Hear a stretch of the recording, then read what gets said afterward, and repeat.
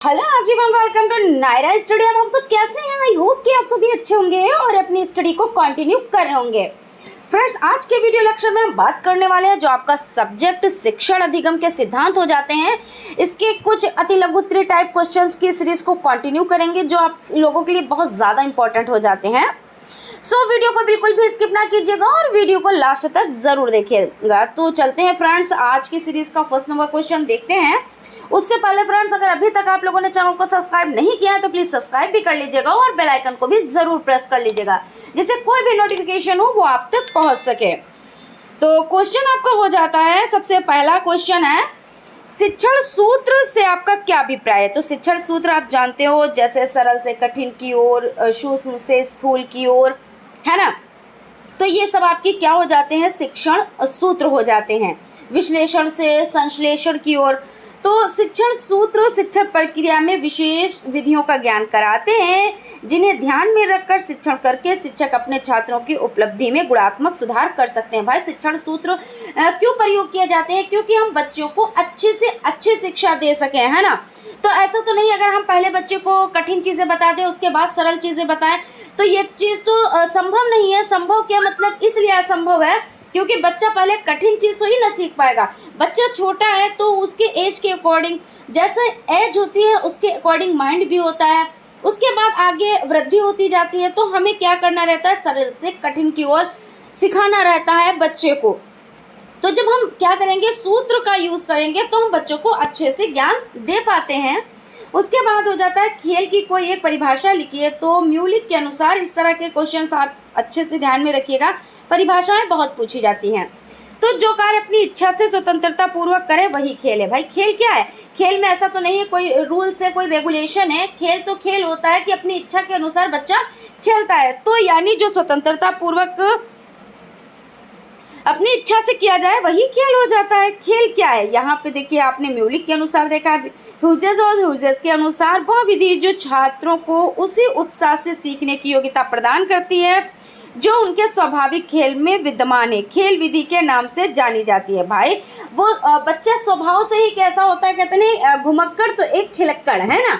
यानी खेलने वाला बच्चा अपने साथियों के साथ थोड़ा सा बड़ा होता है, उसको बड़ी रुचि आने लगती है अपने साथियों को लेकर इकट्ठा कर और एक टोली बनाकर और खेलता है। यही चीज़ तो होती है ना। तो बच्चों में क्या होता है कि जैसे उसमें स्वाभाविक ही ये प्रवृत्ति होती है। इसे सिखाना तो नहीं पड़ता ना कि जाओ तुम बच्चों के साथ खेलो, वो तो बच्चा खेलने ही लगता है और आप देखो तो उसके नए नए दोस्त चले आ रहे हैं, है ना। ऐसा होता है। फिर उसके बाद है, हैंडसन के अनुसार क्रिया शिक्षण की क्या परिभाषा है? तो हैंडसन ने क्रिया शिक्षण को परिभाषित करते हुए लिखा है कि क्रिया सामाजिक तथा मानसिक होती है और चहलकदमी आत्म अभिव्यक्ति तथा आत्म क्रिया इसके अंग है।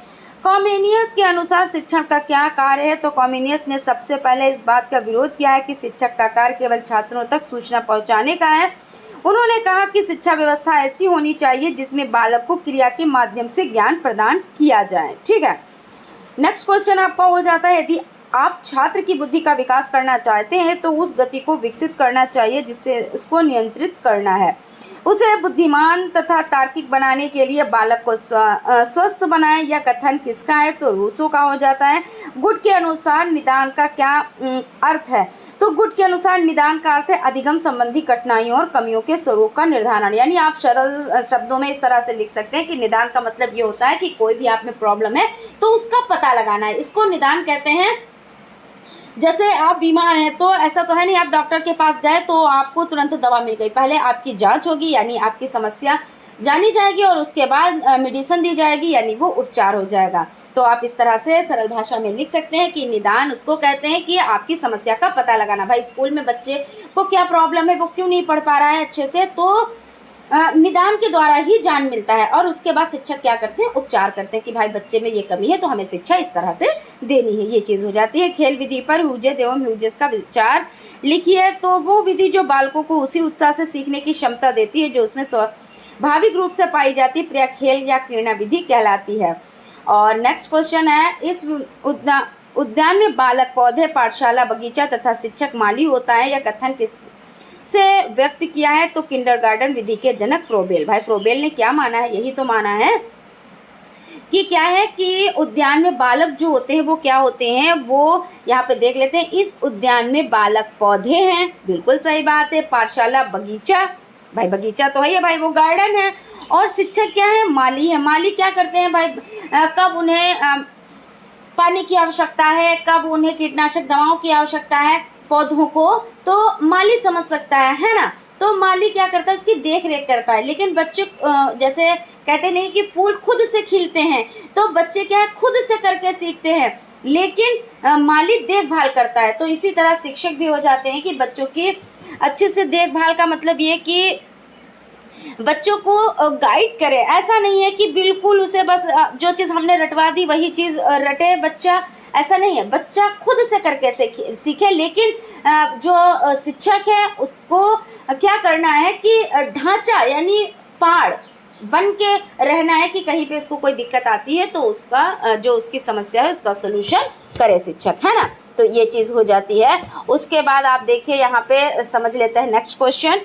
किंडरगार्टन विधि के जनक कौन हो जाते हैं, तो फ्रोबेल हो जाते हैं। उसके बाद क्वेश्चन आपका हो जाता है नेक्स्ट, यहाँ पे देख लेते हैं भाषा शिक्षण की दक्षताएं कौन कौन सी हैं।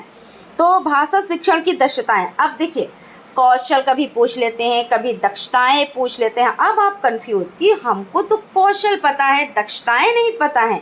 लेकिन कौशल पूछें, दक्षताएं पूछें, बात एक ही है, सुनना बोलना पढ़ना लिखना ये हो जाते हैं सुबोपाली से। आप इसको याद रख सकते हैं, सुबोपाली। और बच्चा सबसे पहले क्या करता है भाई, सुनता है, उसके बाद बोलता है, पढ़ता है और क्या करता है, लिखता है। क्वेश्चन है कार्यशाला प्रविधि के ऐसे क्या अभिप्राय है। तो कार्यशाला एक निश्चित विषय पर परिचर्चा का प्रायोगिक कार्य है जिसमें सभी प्रतिभागी सदस्य अपने ज्ञान अनुभवों कौशलों के पारस्परिक आदान प्रदान के द्वारा विषय के बारे में सोचते हैं। उसके बाद है कार्यशाला का मूल सूत्र क्या है। तो कार्यशाला का मूल सूत्र है उद्देश्य प्राप्ति के लिए आपस में मिलजुल कर सहयोगात्मक भावना से कार्य करना। क्लार्क ने शिक्षण कौशल की परिभाषा की क्या दी है। तो क्लार्क ने कौशल को परिभाषित करते हुए कहा है शिक्षण कौशल उन क्रियाओं पर आधारित है जो छात्र व्यवहार में परिवर्तन लाने के लिए नियोजित एवं क्रियान्वित किया जाए। कॉमिसार के अनुसार शिक्षण कौशल क्या है। तो कॉमिसार ने शिक्षण कौशलों को परिभाषित करते हुए लिखा है कि शिक्षण कौशल वह है जो शिक्षण में विभिन्न तथा विशिष्ट क्रियाएं सम्मिलित होती हैं, जैसे प्रारंभ, प्रदर्शन, आवेदन, अंदाज करना, पुष्टि करना, तुलना, व्याख्या, प्रश्न आदि हो जाते हैं। अलेन के शिक्षण कौशल संबंधी क्या विचार हैं। तो अलेन ने शिक्षण कौशल के विषय में अपने विचार देते हुए कहा है कि विभिन्न प्रतिनिधि अध्यापन कौशल की पहचान और इन छोटे छोटे कौशलों पर अध्यापक प्रशिक्षण में ध्यान व समय देने से अध्यापक केवल इन्हीं कौशलों का नहीं बल्कि साधारण शिक्षण योग्यता का भी विकास करता है। ब्राउन के अनुसार शिक्षण क्या है। तो ब्राउन ने अपने विचार देते हुए कहा है कि शिक्षण बहुपक्षीय क्रिया प्रक्रिया है। इसमें शिक्षक के द्वारा विभिन्न क्रिया प्रश्न पूछना, सुनना, छात्रों के उत्तर जानना तथा प्रतिफल देना, पुनर्बलन देने तथा अन्य क्रिया करना हो जाता है। उपचारात्मक शिक्षण किस प्रकार के बालकों के लिए उपयोगी है। तो शैक्षिक रूप से जो पिछड़े बालक होते हैं, और पिछड़े बालक किनको कहते हैं, ऐसा नहीं है कि जो मंदबुद्धि बच्चे होते हैं जिनकी बुद्धि कम होती है तो वो पिछड़े बालक है। पिछड़े बालक का मतलब ये हो जाता है जो बच्चे अपने क्लास के यानी अपने कक्षा के जो उसके साथी हैं, साथ में पढ़ने वाले सहपाठी हैं, उनसे पिछड़ना। और जैसे कोई बच्चा होता है उसको मैथ बहुत आती होती है ना, साइंस में भी वो अव्वल है लेकिन और सब्जेक्ट में अव्वल नहीं है, यानी और सब्जेक्ट में वो फेल हो जाता है, तो आप उसे क्या कहेंगे, उसे मंदबुद्धि बच्चा तो नहीं कह सकते। क्यों? क्योंकि उसकी मैथ बहुत स्ट्रांग है, उसकी साइंस भी स्ट्रांग है, लेकिन अन्य सब्जेक्ट में वो अपने जो साथी हैं उससे पिछड़ा हुआ है। तो ऐसे बच्चों को पिछड़ा बालक कहेंगे, ना कि मंदबुद्धि बच्चा कहेंगे, ठीक है। और जो प्रतिभाशाली बच्चे होते हैं वो कौन होते हैं। तो उनको जैसे भाई वो हर सब्जेक्ट में होते हैं अव्वल, और दूसरी बात अव्वल का मतलब होता है फर्स्ट, प्रथम, ठीक है। ये उर्दू लफ्ज़ हो गया, चलिए ठीक है भाई, उसका हमने तर्जुमा का मतलब हमने अनुवाद भी कर दिया, ठीक है। तो यहाँ पे हो जाता है। उसके बाद यहाँ पे आप समझ लें कि जो बच्चा प्रतिभाशाली होता है वो सारी चीज़ों में अव्वल होता है, और दूसरी बात ये चीज़ हो जाती है कि वो अपने जो साथी होते हैं उनमें सबसे आगे होता है ना। उसके बाद है बहुस्तरीय शिक्षण से क्या अभिप्राय है, तो विभिन्न उपलब्धि स्तर वाले बच्चों को कुशलतापूर्वक पढ़ाने की योजनाबद्ध प्रक्रिया बहुस्तरीय शिक्षण कहलाती है।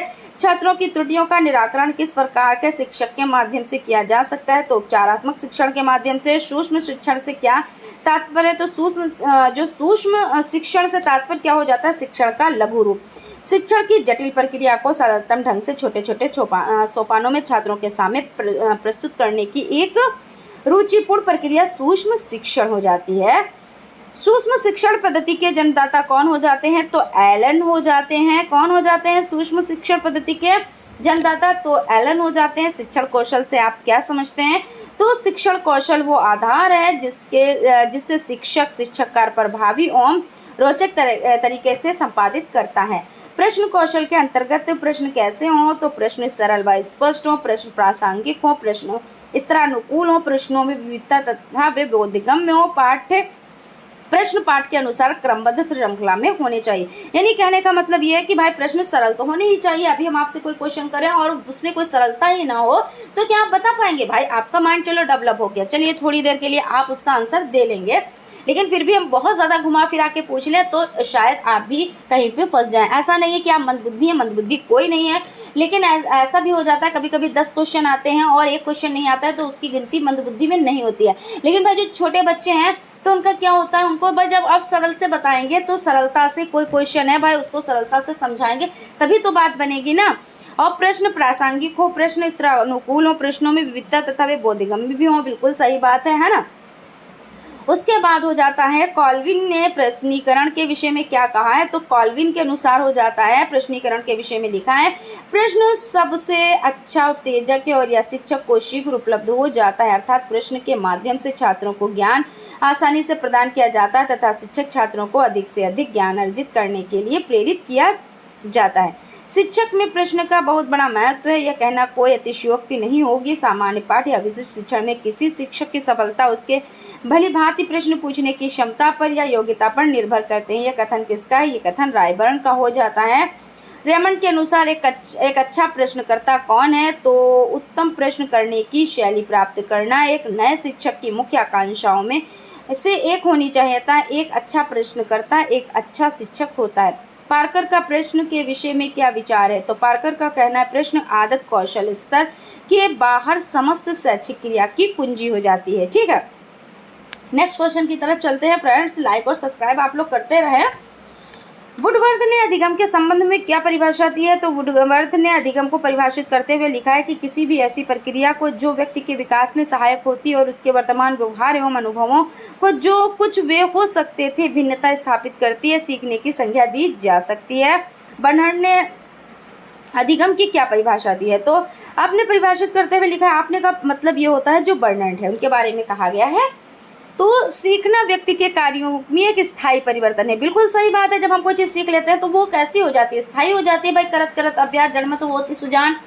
जब हम वो चीज़ करते वो सीखते हैं फिर उसका अभ्यास करते हैं तो क्या होता है, वो चीज़ स्थायी हो जाती है और जो निश्चित परिस्थितियों में किसी उद्देश्य या लक्ष्य को प्राप्त करने अथवा किसी समस्या को सुलझाने के प्रयास में अभ्यास द्वारा किया जा सकता है। भाई हमारे पास समक्ष कोई समस्या आ गई कि वो चीज़ हमें अच्छे से समझ में नहीं आ रही, याद नहीं हो रही है, या कोई भी फार्मूला है वो हम अच्छा से नहीं पुट कर पा रहे हैं, लेकिन एक बार किया, 2 बार किया, 3 बार किया, करते गए एक बार ऐसा आया कि हम उसको बहुत ही ईजिली तरीके से कर लेते हैं। और कठिन वो हमारे लिए चीज़ें होती हैं जो हमें आती नहीं होती है, सरल हमारे लिए वो चीज़ होती है जो हमें आती होती है, जिसकी नॉलेज होती है। यानी कठिन और सरल कोई ऐसी कोई चीज़ नहीं होती है, बस वो चीज़ होती है कि अगर वो चीज़ आपको आ रही है, वो क्वेश्चन आपको आ रहा है, करना आ रहा है, वो सरल है ना, और जो चीज़ नहीं आपको आ रहा है वो कठिन है। उसके बाद नेक्स्ट क्वेश्चन की तरफ चलते हैं। नेक्स्ट क्वेश्चन आपका हो जाता है गेट्स के अनुसार सीखना क्या है। गेट्स महोदय के द्वारा उनके अनुसार समझना है कि सीखना क्या है, तो पुस्तक में अधिगम को परिभाषित करते हुए लिखा है, अनुभव के द्वारा व्यवहार में होने वाले परिवर्तन को सीखना कहते हैं। अभ्यास तथा प्रशिक्षण के फलस्वरूप नवीन तरीके से व्यवहार करने अथवा व्यवहार में परिवर्तन लाने की प्रक्रिया को अधिगम कहते हैं। ये परिभाषा किसने दी है, तो H.L. किंग्सले ने दी है। दक्षता आधारित विधि के सोपान बताएं, तो दक्षता आधारित विधि के निम्नवत सोपान हो जाते हैं। पूर्व तैयारी, उद्देश्य निर्धारण, सहायक सामग्री की व्यवस्था, विषय वस्तु का प्रस्तुतिकरण, नियम निर्णय का समन्वीकरण, सूचीकरण, अभ्यास कार्य के मध्य की गई त्रुटियों का शुद्धिकरण और प्रयोग हो जाता है। उपचारात्मक शिक्षण का अर्थ लिखिए तो उपचारात्मक शिक्षण का अभिप्राय उस प्रकार की शिक्षा से है जिसकी व्यवस्था छात्रों की अशुद्धियों को दूर करने के लिए की जाती है। छात्रों की दुर्बलताओं को जानकर शिक्षण का ऐसा कार्यक्रम बनाया जाता है जिससे उसकी कठिनाइयां, दुर्बलताएं तथा बुरी आदतों को दूर करके सीखने में दूषित प्रभावों को नष्ट किया जा सकता है और सुधार किया जा सकता है।